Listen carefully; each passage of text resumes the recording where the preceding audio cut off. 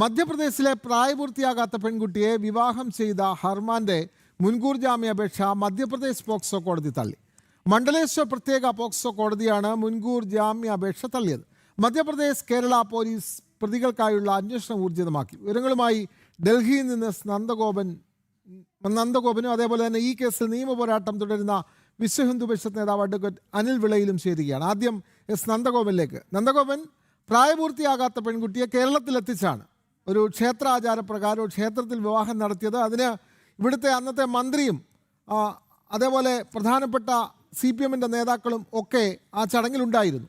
അത് പിന്നീട് വിവാദമായി. അന്ന് ജനൻ TV മാത്രമാണ് പ്രായപൂർത്തിയാകാത്ത പെൺകുട്ടിയെയാണ് ഇവിടെ വിവാഹം നടത്തിയത് എന്നുള്ള വാർത്ത നൽകിയത്. അതിപ്പോൾ കോടതിയിലെത്തി. പോക്സോ കോടതി ആ കേസ് പരിഗണിച്ചു. അങ്ങനെ ഹർമാൻ, ഈ പെൺകുട്ടിയെ വിവാഹം കഴിച്ച ഹർമാൻ പ്രതിയായി.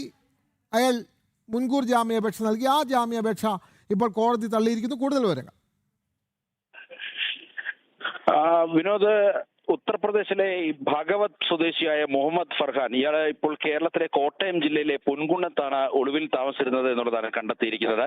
ഭാരതീയ നാഗരിക സംഹിതയിലെയും അതേപോലെ തന്നെ ഇയാൾക്കെതിരെ സെഷൻ 488 പ്രകാരം ഇയാൾ ഹൈക്കോടതിയെ സമീപിക്കുകയായിരുന്നു.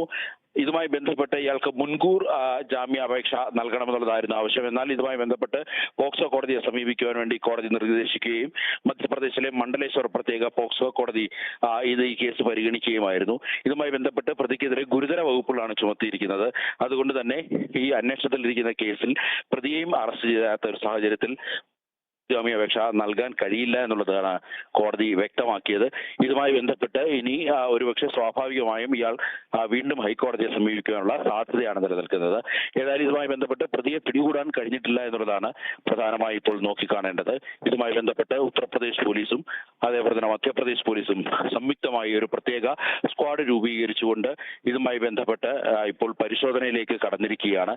പ്രതി കേരളത്തിൽ തന്നെ അല്ലെങ്കിൽ കേരളത്തിന്റെ സമീപ സംസ്ഥാനങ്ങളിൽ തന്നെ തമിഴ്നാട്ടിലോ മറ്റോ ഒളിവിൽ കഴിഞ്ഞിരിക്കാമെന്നുള്ളതാണ് പോലീസ് വ്യക്തമാക്കുന്നത്. സ്വാഭാവികമായും പ്രതിക്ക് ജനകീയ അല്ലെങ്കിൽ പ്രദേശത്തു നിന്നുള്ളവരുടെ പ്രത്യേക പിന്തുണ ലഭിക്കുന്ന സാഹചര്യം. അതുകൊണ്ട് തന്നെയാണ് ഈ രണ്ട് സംസ്ഥാനങ്ങളിലെയും പോലീസ് സംയുക്തമായി ശ്രമിച്ചിട്ടും പ്രതിയെ പിടികൂടാൻ കഴിയാത്തത് എന്നുള്ളതാണ് പോലീസും കോടതിയിൽ വ്യക്തമാണ്. ഈ വിഷയത്തിൽ നിയമപോരാട്ടം നടത്തിയ വിശ്വഹിന്ദു പരിഷത്ത് സംസ്ഥാന ജനറൽ സെക്രട്ടറി അഡ്വക്കേറ്റ് അനിൽ വിളയിൽ കൂടി ചേരുകയാണ്. അഡ്വക്കേറ്റ് അനിൽ വിളയിൽ, ഇപ്പോൾ ഈ പ്രായപൂർത്തിയാകാത്ത പെൺകുട്ടിയെ വിവാഹം കഴിച്ച കേസിൽ പ്രതി മുഹമ്മദ് ഫർഹാൻ, അയാളുടെ ജാമ്യാപേക്ഷ മധ്യപ്രദേശ് പോക്സോ കോടതി തള്ളിയിരിക്കുന്നു. അയാൾ കേരളത്തിൽ ഒളിവിൽ കഴിയുന്നു എന്നുള്ള വിവരങ്ങൾ നേരത്തെ ലഭിച്ചിരുന്നു. നമുക്കറിയാം, ഇങ്ങനെയൊക്കെയുള്ള ആളുകൾക്ക് ഏറ്റവും സൗകര്യപ്രദമായ സ്ഥലമാണ് കേരളം. അതുകൊണ്ടാണല്ലോ ഈ ഇന്ത്യ മഹാരാജ്യത്ത് നമ്മുടെ ഈ കേരളത്തിൽ വന്ന് ഈ വിവാഹം നടത്തിയത്. അപ്പോൾ ഈ കേസിൽ ഇനിയും തുടർ നടപടികൾ എന്തായിരിക്കുമെന്നാണ് അങ്ങ് കരുതുന്നത്, അഡ്വക്കേറ്റ് അനിൽ വിളയിൽ?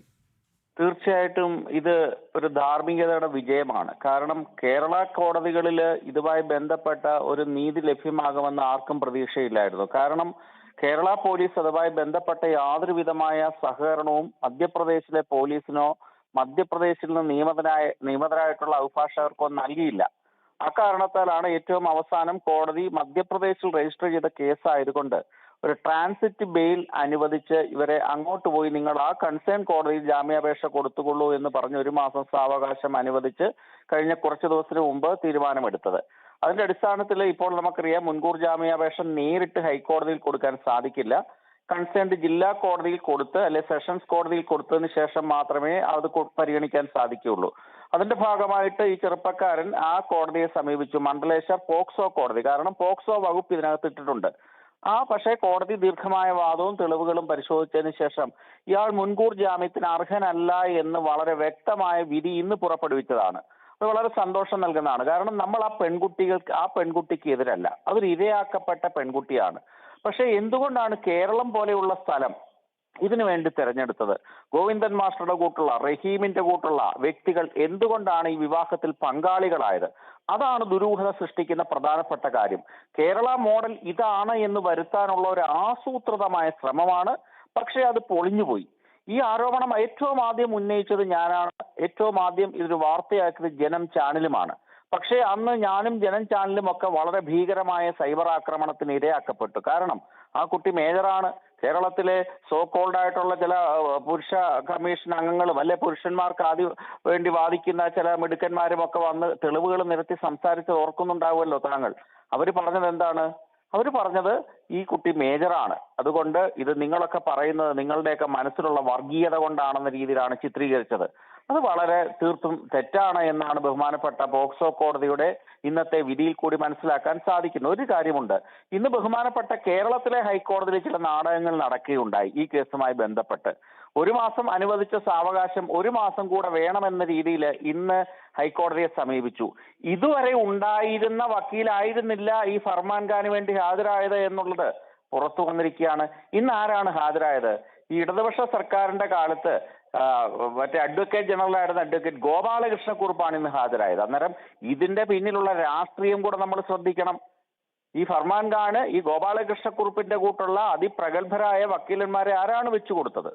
ഇനി സുപ്രീം കോടതി വരെ ഇത് പോകുമെന്നുള്ള ഉറപ്പാണ് മുൻകൂർ ജാമ്യാപേക്ഷ. കപിൽ സിബലിന്റെ കൂട്ടുള്ള മിനിറ്റുകൾക്ക് ലക്ഷങ്ങൾ വാങ്ങുന്ന വക്കീലിനെ വെക്കാൻ ഈ ചെറുപ്പക്കാരന് എവിടുന്നാണ് പിന്തുണ കിട്ടുന്നത്, സഹായം കിട്ടുന്നത്? ഇതൊക്കെ അന്വേഷിക്കേണ്ട വിഷയമാണ്. അതുകൊണ്ടാണ് ഞങ്ങളൊക്കെ പറയുന്നത്, ഈ പെൺകുട്ടി സുരക്ഷിതയാണോ എന്നുള്ള കാര്യം ബോധ്യപ്പെടുത്തണം. ആ പെൺകുട്ടിയുടെ കാര്യത്തിൽ വേണ്ടി ഞങ്ങൾക്കൊക്കെ ആശങ്കയുണ്ട്. ആ കുട്ടിയുടെ കാര്യത്തിൽ സത്യസന്ധമായിട്ട് പറയാമല്ലോ, ഞങ്ങൾ ആ വിവാഹത്തിനെതിരല്ല. പക്ഷേ വിവാഹത്തിന്റെ പിന്നിലുള്ള അജണ്ട എന്താണ് എന്നുള്ളതാണ് പ്രധാനപ്പെട്ട പ്രശ്നം.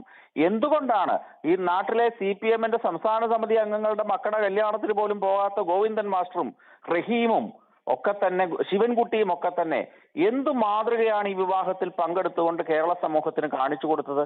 എന്ത് സന്ദേശമാണ് നൽകിയത്? അതൊക്കെ തന്നെയാണ് ഞങ്ങൾ ചോദ്യം ചെയ്യുന്നത്. ആർക്കും എതിരല്ല, പക്ഷെ നീതി ഉണ്ടാകണം, ധർമ്മം പുലരണം എന്നുള്ള ഒറ്റൊരാഗ്രഹം കൊണ്ടാണ് ഞങ്ങളൊക്കെ തന്നെ ഇതുമായി ബന്ധപ്പെട്ട് ഇടപെട്ടത്.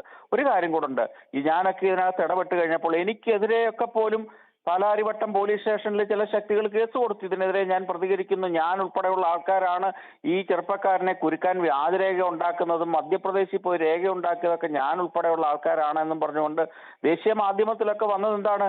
VHP ലീഡർ അഡ്വക്കേറ്റ് അനിൽ വിളയലിനെതിരെ പോക്സോ കേസ് എന്ന രീതിയിൽ പോലും ഞങ്ങളെയൊക്കെ ചിത്രീകരിച്ചു. ഞങ്ങൾ എന്ത് പോക്സോ കേസിലെ പ്രതിയാണ്? ഇത് അധാർമികമായ പ്രവൃത്തിയായിരുന്നു. ധർമ്മം കുറച്ച് താമസിച്ചാണെങ്കിലും ജയിക്കും.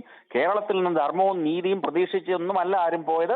പക്ഷേ കൃത്യമായ കോടതിയിൽ, ആ ജൂറിസ്ഡിക്ഷൻ അധികാരമുള്ള കോടതി തന്നെ കൃത്യമായിട്ടുള്ള ഉത്തരവ് പുറപ്പെടുവിച്ചു. വരും ദിവസങ്ങളിൽ കൂടുതൽ വാർത്തകൾ ഇതുമായി ബന്ധപ്പെട്ട് വരും. വ്യക്തമാണ്. മധ്യപ്രദേശിലെ പ്രായപൂർത്തിയാകാത്ത പെൺകുട്ടിയെ കേരളത്തിലെത്തിച്ച് വിവാഹം കഴിച്ച കേസിലാണ് മുഹമ്മദ് ഫർഹാൻ നൽകിയ മുൻകൂർ ജാമ്യാപേക്ഷ മധ്യപ്രദേശ് പോക്സോ കോടതി തള്ളിയിട്ടുള്ളത്. ഇപ്പോൾ ഇയാൾ ഒളിവിലാണ്. ഇയാൾക്കെതിരെയുള്ള അന്വേഷണം ഇപ്പോൾ ഊർജിതമാണല്ലോ. നന്ദഗോപൻ, ഈ അന്വേഷണം ഇപ്പോൾ മധ്യപ്രദേശും അല്ലെങ്കിൽ ഉത്തർപ്രദേശും മാത്രം കേന്ദ്രീകരിച്ചാണ്. കേരളത്തിൽ പോലും ഇയാൾ ഒളിവിൽ കഴിഞ്ഞിരുന്നു, അല്ലെങ്കിൽ കഴിഞ്ഞു, ഇപ്പോഴും കഴിയുന്നു എന്നുള്ള ആക്ഷേപങ്ങൾ വരുന്നുണ്ട്. തമിഴ്നാട്ടിലാണ് എന്ന് പറയുന്നു. അപ്പോൾ ഇയാളെ പിടികൂടുന്നതിനുള്ള ശ്രമങ്ങൾ ഏത് ഘട്ടത്തിലാണ് നന്ദഗോപൻ?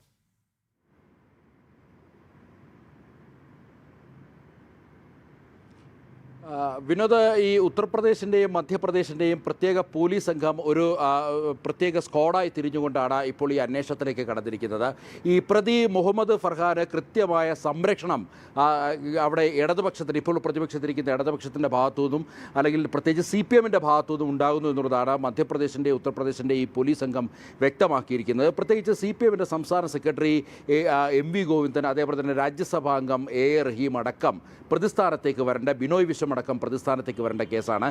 അതുകൊണ്ട് തന്നെ ഈ പ്രതിയെ അറസ്റ്റ് ചെയ്താൽ മാത്രമേ ഇതിൽ കൂടുതൽ ആരാണ് ഈ പ്രതിക്ക് ഇത്തരത്തിൽ ഊർജ്ജം നൽകിയത്, അല്ലെങ്കിൽ ഇതിനുവേണ്ടി ഈ 16 വയസ്സുള്ള പെൺകുട്ടിയെ വിവാഹം കഴിക്കുവാൻ വേണ്ടി ആരാണ് ഈ പ്രതിയെ നിർബന്ധിച്ചത് തുടങ്ങിയ കാര്യങ്ങൾ വിശദമായി തന്നെ അന്വേഷിക്കേണ്ടിയിരിക്കുന്നു. പ്രതിയെ കസ്റ്റഡിയിലെടുത്ത് ചോദ്യം ചെയ്താൽ മാത്രമേ ഇതുമായി ബന്ധപ്പെട്ട് കൂടുതൽ തെളിവുകൾ കിട്ടൂ.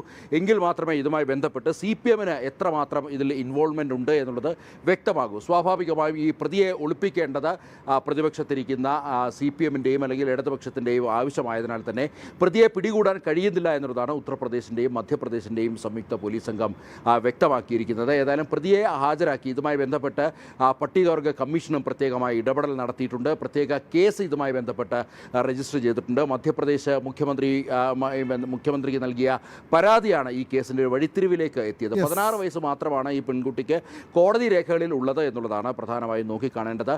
അത്തരം 16 വയസ്സുള്ള പെൺകുട്ടിയാണ് അല്ലെങ്കിൽ പെൺകുട്ടിയുടെ പ്രായം കൃത്യമായി പരിശോധിക്കുകയാണ്. CPM-ൻ്റെ സംസ്ഥാന സെക്രട്ടറിയും അതേപോലെ തന്നെ രാജ്യസഭാംഗവും CPI-യുടെ സെക്രട്ടറിയും ഒക്കെ തന്നെ ഈ ഒരു വിവാഹം നടത്തിക്കൊടുത്ത് അല്ലെങ്കിൽ കേരളത്തെ മാതൃകയാക്കാൻ ശ്രമിച്ച് ഇപ്പോൾ വലയിലായിരിക്കുന്നത്. വിനോദ്, വ്യക്തമാണ്. മധ്യപ്രദേശിലെ പ്രായപൂർത്തിയാകാത്ത പെൺകുട്ടിയെ വിവാഹം കഴിച്ച കേസിലാണ് ഇപ്പോൾ പ്രതി മുഹമ്മദ് ഫർഹാന് മുൻകൂർ ജാമ്യാപേക്ഷ മധ്യപ്രദേശ് പോക്സോ കോടതി തള്ളിയിട്ടുള്ളത്. വിവരങ്ങൾ നൽകുകയായിരുന്നു ഡൽഹിയിൽ നിന്ന് നന്ദഗോപനും വിശ്വ ഹിന്ദു പരിഷത്ത് സംസ്ഥാന ജനറൽ സെക്രട്ടറി അഡ്വക്കേറ്റ് അനിൽ വിളയിൽ.